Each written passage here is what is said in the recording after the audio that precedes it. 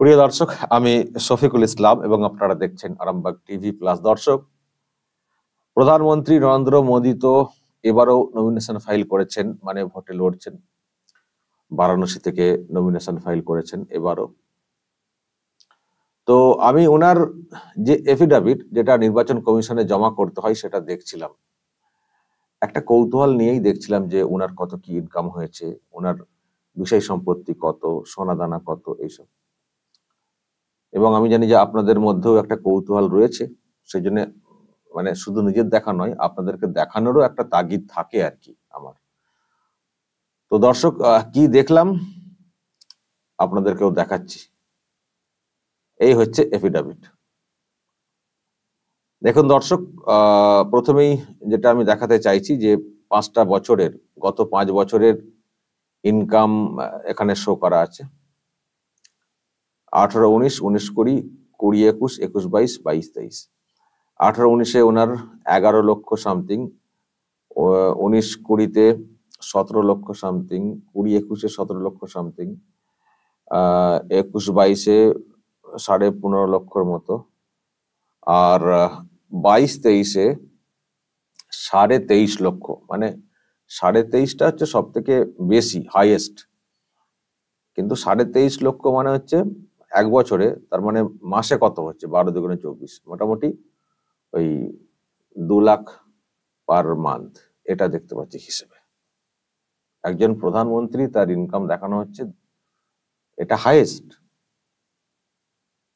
2 লক্ষ পার, মানে প্রতি মাসে 2 লক্ষ টাকা। অনেক। আমাদের এখানের ভাইপো, ভাইজি, ভাতিজা, দাদা, দিদি, ভাই বোনদের তো অনেক বেশি। কাউন্সিলরের ভোটে যারা প্রার্থী হয়েছেন তাদেরও আমরা দেখেছি কয়েকজনের এফিডাভিট, মানে মাথা ঘুরে যাওয়ার মতো। সেখানে প্রধানমন্ত্রী দেশটাকে চালাচ্ছেন। 22-23-এ হাইয়েস্ট 23.5 লক্ষ টাকা এক বছরে ইনকাম। 22-23, মাসে 2 লক্ষ। বিরাট। এই যে সব চিৎকার করেন নরেন্দ্র মোদী, এই করছেন সেই করছেন, পকেট ভর্তি করে ফেলেছেন, পকেট মোটা হয়ে যাচ্ছে, তো কই পকেট মোটা হয়ে যাচ্ছে?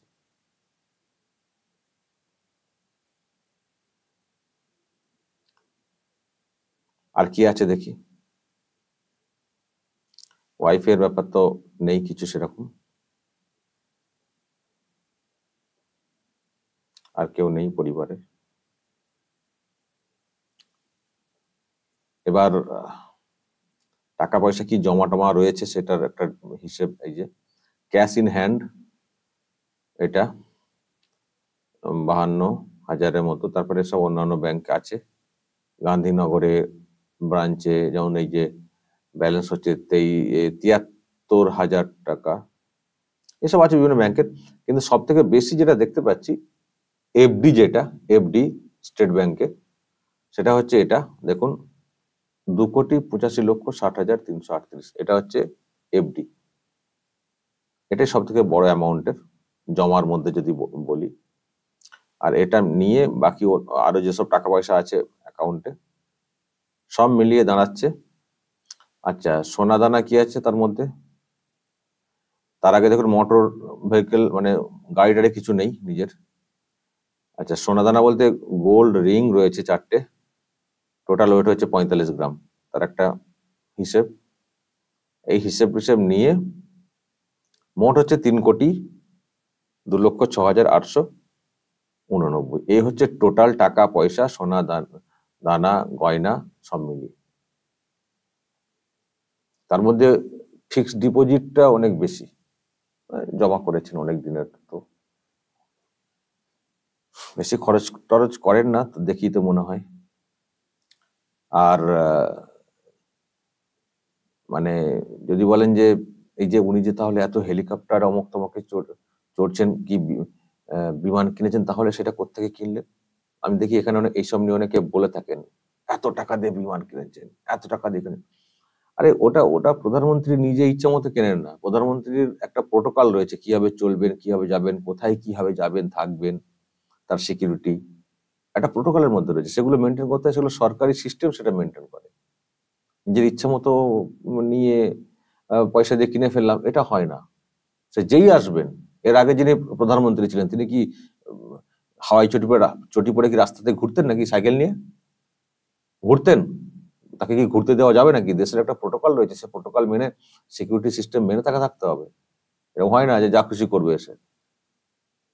দেশের নিরাপত্তার বিষয়, একজন প্রধানমন্ত্রী কোনোভাবে আক্রান্ত হয়ে গেলে দেশের নিরাপত্তা নিয়ে প্রশ্ন তৈরি হবে। সেই জন্য একটা প্রোটোকল রয়েছে, সিস্টেম রয়েছে। যেই আসবেন তার জন্যই কড়া নিরাপত্তার মানে কড়া নিরাপত্তা সমেত গাড়ি আর কি, বা নিরাপত্তা ব্যবস্থা থাকবে। এটা দেশের প্রোটোকল। কিন্তু ওটাকে এমন ভাবে ঘোরানো হয়, নিজে একটা ফ্লাইট কিনে ফেলেছেন, বিমান কিনে ফেলেছেন, এত কোটি টাকা দিয়ে, আমাদের জব করার টাকা দেয়নি। মানে শোনেন না কথা, এ হয় না। যেই আসবেন এই চেয়ারে তার জন্যই প্রপার সিকিউরড ব্যবস্থা থাকবে, এটাই হচ্ছে নিয়ম। কিন্তু অযথা গুলিয়ে ফেলা হয়। আর উনি যেটুকু যা পান, ইনকাম করেন, অনেকদিন ধরে করছেন, জমা করেছেন, তো সেই জন্য হয়তো ওই অঙ্কটা এখন দাঁড়িয়েছে। তার মধ্যে গাড়িটারি নেই। বলবেন তাহলে গাড়ি কিসের চড়েন? প্রধানমন্ত্রী তো, বলছি না, প্রধানমন্ত্রীর একটা প্রোটোকল রয়েছে, তার সরকারি সিস্টেম সেটাকে ক্যারি করবে। সে যেই আসবেন, নরেন্দ্র মোদী থাকুন বা অন্য কেউ, যিনি আসবেন এই পদে, তার জন্য প্রপার সিকিউর সিস্টেমে সব ব্যবস্থা করা হয় সরকারি খরচ। যারা এখান থেকে খুব লেকচার মারছেন, একটু চেষ্টা করুন না ওই চেয়ারে বসার, চেষ্টা করুন না। কলকে মানে শিখে ছিড়বে না, চেষ্টা করুন। যদি পারেন ওখানে, দেখবেন আপনার জন্য সেই একই ব্যবস্থা। এটা নরেন্দ্র মোদীর জন্য আলাদা করে খাস করে কিছু নয়। চেয়ারে কোনোদিন যেতে পারবেন না, শুধু বাইরে থেকে ফুটানি। আবার বলছেন বাইরে থেকে সাপোর্ট করবো। শুনেছেন তো আজকে কি বলেছেন দিদিমণি? ইন্ডিজোটকে নাকি বাইরে থেকে সাপোর্ট করে নাকি উনি সরকার গঠন করে দেবেন। নিজে কোথায় থাকেন আগে দেখুন। আচ্ছা দর্শক, এবার জায়গা জমির ব্যাপারে কি আছে দেখে নিই একটু চট করে। এগ্রিকালচারাল ল্যান্ড নেই, 0। নন এগ্রিকালচারাল ল্যান্ড 0, নীল। কমার্শিয়াল বিল্ডিং নীল, রেসিডেন্সিয়াল বিল্ডিং নীল, কিছু নেই। তার মানে জায়গা জমি এইসব মানে কিছু নেই। উনি তো প্রথম থেকেই তো ডেডিকেটেড। ওনার ছোটবেলাকার জীবন আপনারা শুনেছেন। তারপর তো উনি মানে দেশের কাজে নিজেকে কার্যত নিয়োজিত করে ফেলেছেন। ফলে আর জায়গা জমি লাগেও না। ওই সরকারি সিস্টেমেই থাকতেন। সরকারি সিস্টেম, মুখ্যমন্ত্রী হলে যেমন থাকা যায়, তার আগে তো সংগঠন করতেন, সেই সংগঠনের আবাসে থাকতেন। নিজের ঘর দ্বার বলে কিছু নেই, ঘর দ্বার তো ত্যাগ করেছিলেন উনি। তারপরে তো এইভাবে এসে গেছেন, আস্তে আস্তে পলিটিক্স এইভাবে এসে গেছেন। তো তারপরে সরকারি সিস্টেমে থাকার জায়গার যেগুলো যা আছে সেখানেই কাটিয়ে দিয়েছেন। ফলে নিজের ঘর দুয়ার আর দরকারও হয়নি। জীবনটাকে তো আর 5 জনের মতো আমরা যেমন আছি আর কি, সংসার ধর্ম করা, সেভাবে তো উনি করেন না। ফলে ঘর দরকার হয়নি, ফ্ল্যাট দরকার হয়নি, করেনও না। যেটুকু যা টাকা পয়সা হয়েছে ওই জমিয়ে রেখেছে, যদি পরবর্তীকালে কিছু কাজে লাগে। ব্যাস, ঘর তো দরকার নেই, ঘর নেই, জমি জায়গা কিছু নেই তার নামে, কিছু নেই। কিছু থাকার কথা মানে কথা নয়, অন্যদের মতো নয়। এই বাংলাতে যেটা হচ্ছে, ইনকাম আছে, ঘুরপাতে ইনকাম আছে, ভালো বাড়িতে থাকি, ভালো গাড়িতে চড়ি, সরকারি হিসেবে গাড়ি নয়, প্রধানমন্ত্রী তো সরকারি হিসেবে গাড়িগুলো পান যেহেতু প্রধানমন্ত্রী। তো এখানে সব দেখি না নেতাদেরকে, বিরাট গাড়ি, বড় বড় সব গাড়ি, বড় বড় বাড়ি, কিন্তু যখন উল্লেখ করছেন এফিডাভিটে আমার নামে কিছু নেই। যা তেরে, তুমি কে হে? তাহলে কি করে আছো অত বড় বড় বড় বাড়িতে? কি করে ওইসব গাড়ি ইউজ করছো? তুমি কি প্রধানমন্ত্রী হয়ে গেছো নাকি? তুমি হেলিকপ্টারে ঘুরবে, তুমি বড় বড় গাড়িতে ঘুরবে? হ্যাঁ, যদিও প্রধানমন্ত্রীর থেকে তার আবার অনেক ইনকামও দেখানো হয়েছে। তো আমি আমি এটা এর সঙ্গে এটাই বলতে চাই, আপনার তো ইনকাম তো প্রচুর দেখানো হয়েছে। শুধু দেখানো হয়েছে, দেখানো হয়নি আর বাকি আছে আমি জানি না কত কি আছে। তো নিজের বাড়ি করতে পারেন না কেন? যে বাড়িতে থাকে সেটা আবার শুনছি নাকি কোম্পানি নয় বাড়িটা, আপনাদেরই কোম্পানি নয় বাড়ি। কেন নিজের বাড়ি করে থাকতে পারেন না? কমার্শিয়াল বাড়িতে থাকেন, ইলেকট্রিক বিলটা যে কি হিসেবে মেটান দেখতে হবে, কমার্শিয়াল না ঘরোয়া। দর্শক, আমি আরেকটা বিষয় লক্ষ্য করেছি, আপনাদেরকে একটু দেখাই। সেটা হচ্ছে নরেন্দ্র মোদীর যে সোর্স অফ ইনকাম, যে প্রফেশন, এখানে আমি একটা বিষয় দেখছিলাম, এই যে পাবলিক লাইফ, পলিটিক্যাল অ্যাক্টিভিটি নিজের, আর সোর্স অফ ইনকাম হচ্ছে স্যালারি ফ্রম পিএমও, ইন্টারেস্ট। মানে আরো ইন্টারেস্ট আছে আর কি, আছে না, জমা টমা আছে, এফডি আছে, আর আছে, ওসব তো টাকা জমা, সেখান থেকে ইন্টারেস্ট এসব মিলিয়ে বলা হয়েছে আর কি। মানে যে ব্যাংকের সব জমা টমা যেগুলো আছে হয়তো সেখান থেকে হিসেবটা হয়েছে। তো এটা হলো। কিন্তু এখানে আমি একটা বিষয় দেখছিলাম দর্শক, একেবারে কালাম করে হয়তো নীল দেখানো হয়েছে, কিন্তু উল্লেখ করা রয়েছে যে contract with appropriate government and any public company or companies, কন্ট্রাক্টের ব্যাপার। এখানে দেখুন এখানে কিন্তু পয়েন্টটা উল্লেখ করা হয়েছে, পরে ওনার যেহেতু নেই সেটা নীল বলে দেখানো হয়েছে।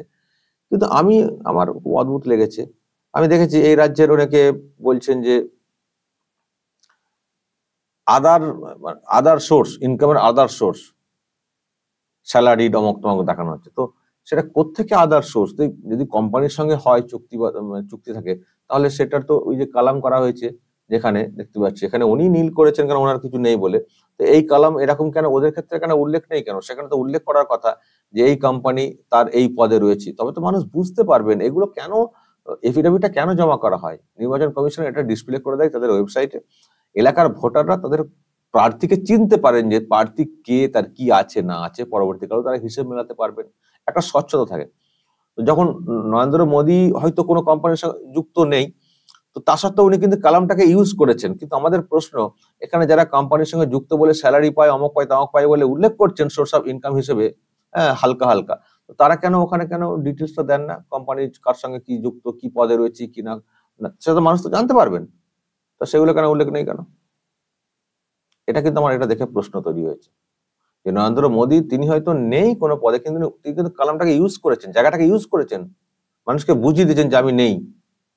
এদিকে অন্যদের ক্ষেত্রে স্যালারি পাচ্ছি, স্যালারি বলে বলা হচ্ছে, বা অন্য ইনকাম, কিন্তু কোথার সঙ্গে ইনকাম, কিসের ইনকাম, সেই বিষয়ে আর ডিটেলস পাশে দেওয়া নেই। তো কি করে আমরা বুঝবো? তো এই হচ্ছে বিষয় দর্শক। আর কি দেখাবো আপনাদেরকে? কোয়ালিফিকেশন দেখবেন, কোয়ালিফিকেশন, দাঁড়ান, এই যে MA করেছেন, MA প্রথমে তো 67, তারপরে BA পাস করেছেন 78-এ, তারপরে MA করেছেন 83-তে আহমেদাবাদ থেকে, গুজরাট ইউনিভার্সিটি। তো এই হচ্ছে দর্শক বিষয়, ডিটেলস যেটা আমি আপনাদেরকে দেখালাম, হয়তো কিছুটা কৌতূহল আপনাদের দূর করলাম। এই হচ্ছেন প্রধানমন্ত্রী নরেন্দ্র মোদী। বিরাট ইনকাম দেখতে পাচ্ছি না, তবে সঞ্চয় করেছেন, যেটুকু যা ইনকাম করেছেন সেটা জমিয়েছেন দীর্ঘদিন ধরে, সঞ্চয় করে রেখেছেন, ফালতু খরচের লোক উনি নন। এই আর কিছু সম্পত্তি কিছু নেই, এটা কিন্তু উনি উল্লেখ করেছেন, কিন্তু এফিডেভিটের মধ্যে অনেক স্বচ্ছতা আমি দেখতে পেয়েছি, যেটা অন্যদের ক্ষেত্রে দেখতে পাই, এটুকু বলতে পারি। দর্শক, যদি এই নিয়ে আপনাদের কিছু বলার থাকে অবশ্যই বলবেন কমেন্ট বক্সে, নজর রাখবেন আরামবাগ টিভি প্লাস।